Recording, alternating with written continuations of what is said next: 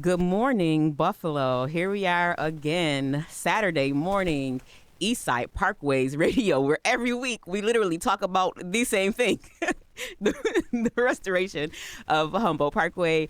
I'm joined by my spectacular co-host, Eddie.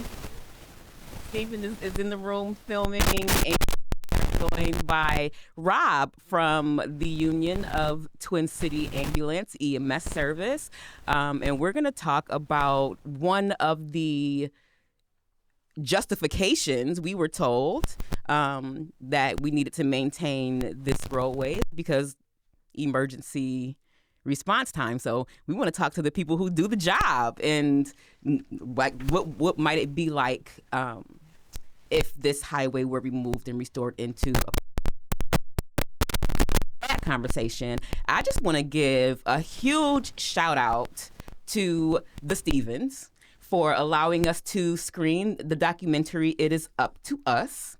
We did that on a Wednesday, and we were able to raise some funds to keep us on the air. So someone thinks that our voices are important, and this is one of the great joys I get out of the week, is being able to make sure that we are providing the public with information. And if you have not seen It Is Up to Us, please check it out. It's an important film that talks a lot about the history of Buffalo and segregation and things leading up. We just had a very somber day in the memory of the lives that were lost on May 14th.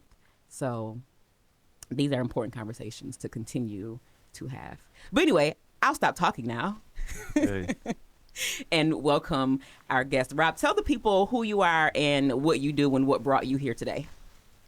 First off, thank you for having me. I really appreciate the opportunity.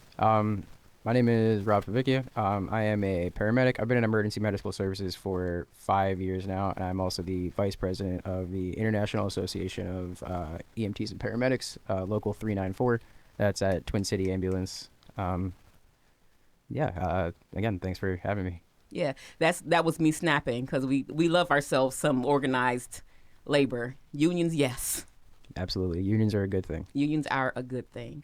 So walk us through a typical shift for you. So you were working this morning. You went to work at 4 a.m. You up with the people making the donuts and bagels. So walk us through a typical shift as a paramedic. So we start our day by showing up, obviously clock in, say good morning, and we grab our ambulance keys and our radio, and we go inspect our ambulance. We have a list of things that the Department of Health says that we have to have on our ambulance, plus things that we routinely use that we may forget to have that we have to fill out every day. So at the beginning of the shift, once we're done with that, then we'll call into service, and then we'll go throughout the day, and every day is kind of different. You never know what you're going to get. Most days aren't the same, which is part of the thing I like about the job a lot. There's a good chance that, sometimes you have a few minutes of downtime where, you can read the news, you can, watch something on your phone, and then there's some days where it is nonstop, one after the other. It's every time you leave a hospital, there's another emergency that you're going right to. And so Twin City doesn't typically work within the city limits. However, the Regional Trauma Center is located in the city. So oftentimes you are faced with having to transport a person from maybe Amherst, Cheektowaga, down to ECMC. And what's that time? Well, okay. Let's talk about the transit time specifically, right? Because what's happening in the back of that ambulance a lot of times is things that you don't see and don't account for the time spent just getting the person stable enough to be transported. But once you're on the road, right? Say you're coming from Cheektowaga, how long does it typically take you to get from there to ECMC? So Twin City Ambulance covers, they cover in Grand Island, Tonawanda, Amherst, Clarence, and Akron. So we have a lot of the north towns. We cover pretty much the entire area of the 290 expressway as well. So a lot of our travel, and not only in our coverage zone, but getting to the hospitals in the city, like you said, ECMC, does take a lot of that. I would say, on average, because our area is very widespread, that it's a little, it varies. Sometimes we could be coming from eastern part of Akron, and that you're looking at, even with lights and sirens, you're looking at closer to maybe 25, 30 minutes, depending on who's driving. And then, you could have some parts of Amherst that are right near the exit, the on-ramp for the 290 expressway. You jump right on, and then, we're there. And, I've had partners who have made it there in, 10 minutes when things are going south. So as far as transport times, it's a very unpredictable thing. Like EMS in general is unpredictable, but it's a lot of just kind of learning where you are and kind of judging from there. We do actually go to ECMC quite a bit. ECMC is the area's level 1 trauma center. So any, critical injuries, any critical mechanisms or anything like that, we're going to ECMC. The ECMC is also the county's emergency room for psychiatric emergencies as well. So we also see a lot of psychiatric emergencies there as well. And a lot of those are transported by ambulance. There's, 941 paperwork in New York State, which is law enforcement transport. So that means an officer is talked to somebody and has deemed that they are a threat to themselves or others for some reason and are required now to go get a psychiatric evaluation. They then get transported by ambulance, and then we take them to ECMC for an evaluation. Yeah. So Rob, right, when we think about transporting people and during emergency situations, one topic that keeps coming up at 33 is that we need to kind of have access for emergency response to be able to kind of reach their destination faster. As an expert in your field, what would you how useful is the 33 in regards to transportation? How often do you use it? Do you do you face any issues while using it? Can you give us an idea of what that is? So there's definitely a few issues that we get sometimes when using it. For example, rush hour. Everybody knows that heading downtown at 7:30 in the morning, you're going to be bumper to bumper for a bit, especially that area where it merges from the 92, because there's a lot of people trying to get on that one ramp going both ways and then head into the city. We've experienced bumper to bumper gridlock traffic sometimes when there is critical emergencies going on in the back of the ambulance. Another issue too is obviously accidents. The 33 is prone, it's notorious almost for speeding, and there's been a lot of accidents, especially in the last couple months, that have been all over the headlines. That's definitely something that would negatively influence our transport and may negatively influence a patient outcome as well. The longer it takes us to get them to a doctor, especially in an area like ECMC, where they are the level 1 trauma center, which means they have emergency trauma surgeons on standby 24/7. So all hours of the day, all hours of the night, they are the place we need to get if somebody's critically hurt in a car accident, or if they have a penetrating injury through an extremity or something like that. ECMC is the place they need to be, and it gets a lot harder to get there when there is no way there. If it's bumper to bumper and over the course of a mile and a half, and then we all have to reduce into one lane because there's an accident, and then that one lane goes for a quarter of a mile due to you have fire department doing their job, police doing their job, you have emergency medical services there doing their job, you have you might have utility workers there doing their job if there's down power lines or something like that. So that's definitely things that I've run into personally that have been a little tougher. It definitely made the job a little tougher. Yeah. How much would you say that changes your response time, if you could kind of quantify that for us?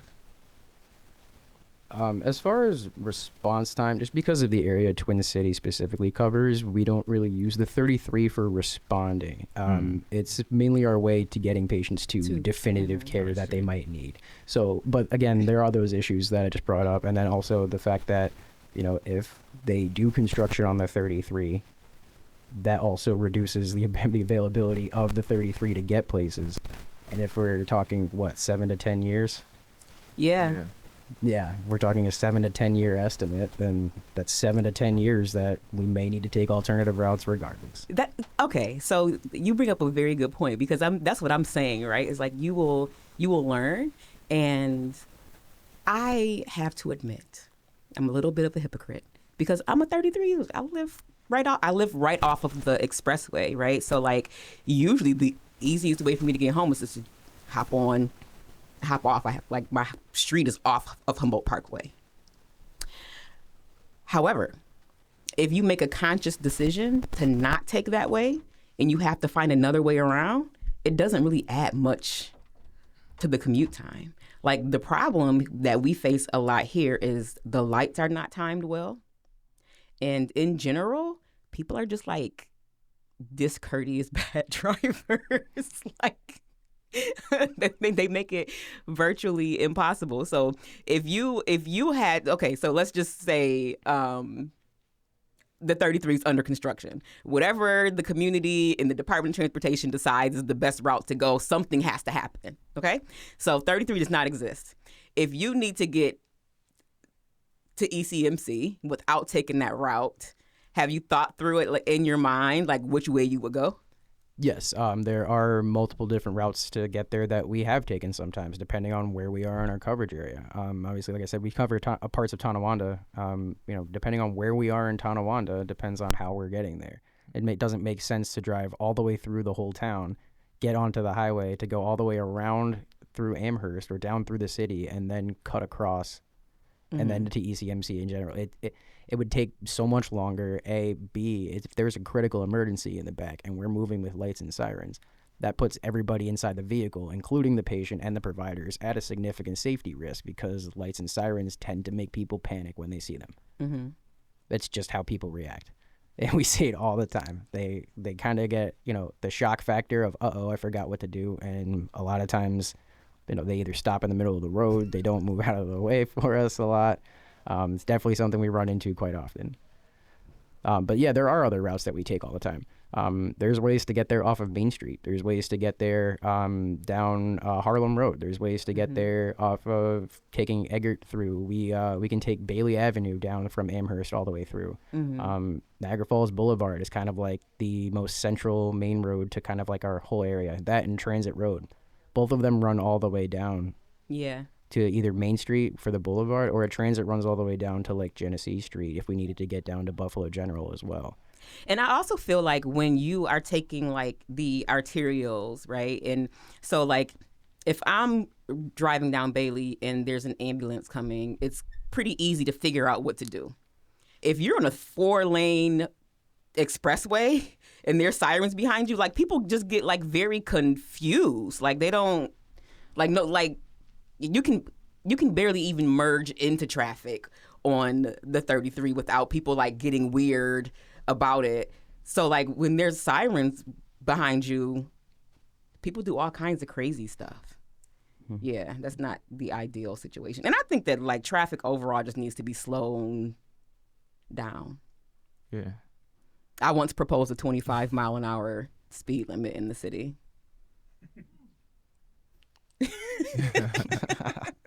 Did you hear Lee was like, But I mean, like, instead we got speed humps that it's still not slowing down traffic. But I mean, like, generally, like, safety, if you slow things down, right, like, there's less chance of accidents. And when accidents do happen at a slower rate of speed, there's less chance of major injuries. Now you talk, Eddie. Oh, yeah. Rob, right, thinking about kind of the problems that you came up with, transportation that you're sharing with us, like how do you think, like how much or how little do you think a cap on the 33 might like help mitigate that? Can you give us an idea of like this like proposal that kind of we're facing now, how that might help solve the problems with like emergency transportation? I think one thing for sure is to take care of Main Street. Main Street in a lot of parts of the city of Buffalo has a whole lot of potholes. It's like driving on the moon. It's ridiculous in a lot of different parts.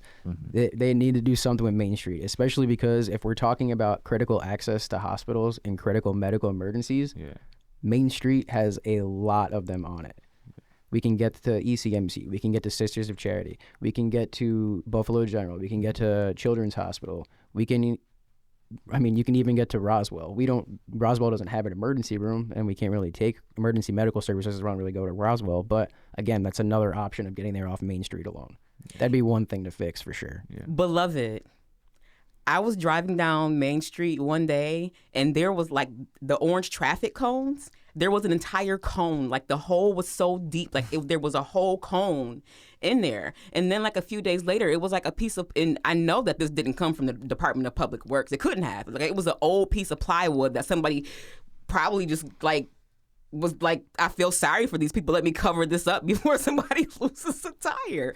But I think that's a great point, right? It's like, when we're talking about billions of dollars in investments to like put a very bad Band-Aid, a very expensive Band-Aid on a real problem rather than like solving what actually is the problem, right? Like take the money, fix Main Street. Makes perfect sense. Like more people would drive on city roads if they weren't having to, and I mean, I'm sorry, y'all. You know I love Buffalo so much. I'm going to stop calling y'all names. But, like, you know you're from Buffalo when people just, like, drive on the wrong side of the street to avoid the bumps. And we all know where they are, right? Like, coming down West Delavan right before Main Street, like, all of those. Like, there's no way that you can avoid it. Sometimes it's very frustrating.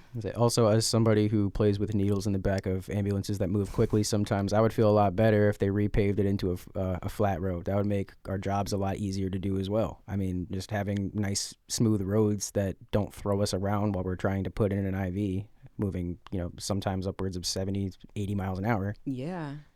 That's something that would definitely help is, maybe we fix the roads that already exist. Yeah. See, look at us making sense. How do we come to this place? Hey. I love it here. Yeah. Just fix the roads. Like we don't have to. It's just a common sense approach to doing it, and I think that like, first of all, God bless you and every paramedic and EMT and healthcare professional. But I mean, even in the environment in which you're working, makes it especially difficult, right? I can remember my first time ever inserting a catheter into a person, right? Like, so you're already like have that part of nervous energy. And then like to add being on a bumpy road to all of that, like the work that you do every day that you choose to do and you get up at 4 a.m. to make sure that lives are saved is hats off to you. Yeah. So the conversation around like kind of redefining the 33 tends to get very technical, right? We start to think about numbers, cars. How can we like redefine that problem? What do you think should be at the forefront when we're thinking about, okay, how can we make transportation efficient, but also keep in mind the communities that it's serving and then the health of the people impacted? What do you think we keep at the forefront of that to kind of get the best out of that? I think for one, just giving people more options of ways to get places. And by that, I mean, maybe we take a little bit of that money and we invest it in public transportation because giving more buses or more access to buses or putting in more train routes and more access to train routes not only mitigates the burden already on the EMS industry as a whole. Mm-hmm. I mean, there is just a lot of 911 calls and there is simply not enough ambulances out there to handle all of them sometimes. I mean, you've seen all the headlines. They've called it a crisis in the state a couple times. Yeah. Obviously, nothing's been done about it besides just calling it a crisis, but that's where we're at now. It's still a crisis. So that's definitely something, giving people access to things like that. This way they have the ability to go get a primary care doctor. They have the ability to get themselves to the hospital for low acuity emergencies because that honestly is another problem we see as well. Is people don't have transportation. And they call an ambulance. And they call an ambulance to get there because an ambulance will take them to the hospital. And then you, on the flip side of that, you have people who are experiencing like real medical emergencies. And because the EMS system is overwhelmed, they're like Ubering to the emergency room. And I mean, like, no shade, but like an Uber is kind of the lesser expensive choice. But you don't want to die like waiting for a response. You're really smart, Rob. Have you ever thought about running for public office? I appreciate the compliment, but I think for now I'm going to pass. Okay. Well, if you change your mind, there's this little thing that I do on the side sometimes is I teach people how to run for office. Yeah, public. Political consultant? You didn't know that? No, I didn't know that actually. Oh yeah. I don't do it like here. I do it like in other On the places. side, yeah. Yeah, like in St. Louis and Cool. Well, we need Stuff. Rob now, so but when you're done with your work, Rob, definitely would love to see you in office. But and you too, Eddie. me, Yeah. maybe one day. Still learning the ropes, but yeah, I'll keep that in mind. Eastside Parkways is a 501c3 organization. We do not endorse political candidates. We're just having a fun discussion because,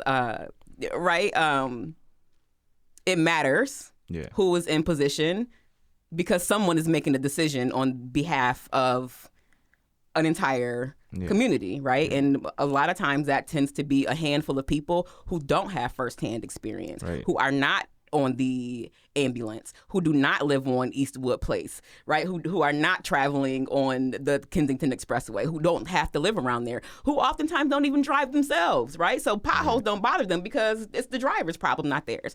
So I say that to say like the significance about regular working people who know what the issues are being in positions of influence and power is important because that's how you get the best outcomes, right? Seriously. And the single best outcome that could come of this project now is that the New York State Department of Transportation and our governor, Kathy Hochul, I know people were talking about her, her gaffe that she had a couple of days ago, but what we're not going to do is keep messing up that lady's name. Her name is Hochul, not Hochul. But Governor Hochul and New York State Department of Transportation, what the community's asking for is that the priority of this project is to prioritize the health and safety of the communities surrounding it. We all know by now that it caused a lot of harm, and maintaining vehicular traffic just shouldn't be the goal of the project. And we got into a really technical conversation about emergency response times and commute times and things like that. And I will die on this hill. I do not care. I don't care if you think it's going to take you longer. I mean, we've already debunked that myth. It's not going to take, it might add 2 minutes to your commute time. So wake up earlier. Leave the house a few minutes early. To save lives. Because the lives of the people who live in that neighborhood who are suffering from cancer and low life expectancy and asthma and all of those things matter to me a lot more than how long it takes you to get from point A to point B. Yeah. And Rob, speaking of health, actually, what are the health trends that you guys see primarily like on the east side of Buffalo? Is there like particular emergencies that you feel like you respond to more, or can you give us an idea what that looks like? So the east side of Buffalo is actually in the 99th percentile for asthma rates. Wow. There is a lot of breathing conditions on the east side, specifically in the Humboldt community as well. Yeah. You see a lot of asthma, you see a lot of COPD or chronic obstructive pulmonary disease, another breathing condition that can cause severe breathing problems. You see a lot of that there because simply the air is disgusting. The air has a lot of particulate matter in it. The air has a lot of pollutants in it that people are breathing in every day. That children are breathing in from the time that they're outside playing on the sidewalk with their friends the way kids are supposed to. Yeah. You know what I mean? Kids are supposed to play outside in the summer when it's nice out. They shouldn't also be getting poisoned while it's happening. Yeah. I think I just had an aha moment because I love my house. I love living in Hamlin Park. I love the neighborhood. I got an old house. It's drafty and all of the lovely things that you love about living in an old Buffalo house. But I noticed that recently, and I thought that maybe it was just like a process of aging. But like I didn't have allergies growing up, like no respiratory issues. And now I'm noticing that like I'm just like a lot more like stuffy. Literally like, same. That like I've been getting allergies and I don't have allergies, and I like recently I'm like waking up and I'm like my nose is stuffy. I never used to have that, and I've lived on the Humboldt for 3 years now. This is my third year living there. It's been 4 for me. And then it's like now it's starting up, and it hasn't happened to me at any point of my life. So it's actually crazy that you say that. I relate to that seriously. That is insane. Yeah. Okay, well, time is winding up, and we're gonna end on a happy note. Yeah. Happy Saturday, everyone. It is Porch Fest today, so go out and listen to some fantastic live music. Enjoy the sunshine. It's a beautiful, beautiful day. I am on my way to Open Buffalo on Jefferson. Yeah. If you're not doing anything, Eddie, you should come with me Yeah, because we're really. going to have a conversation about voting rights Okay. or the lack thereof. Yeah, So gonna just I'm on a take you up on mission to make sure that every 16-year-old is registered to vote and has a library card. Cool. So, I need a library card. That's what I'm doing this yeah. summer. So thank you again, Rob, for joining us. Thank you for all of your work. And until next week, same time, same place, and we're going to talk about the same thing, why we need to restore Humboldt Parkway. Thanks for listening, and love one another. Thank you, everyone. Bye-bye. Thank you, Rob. That was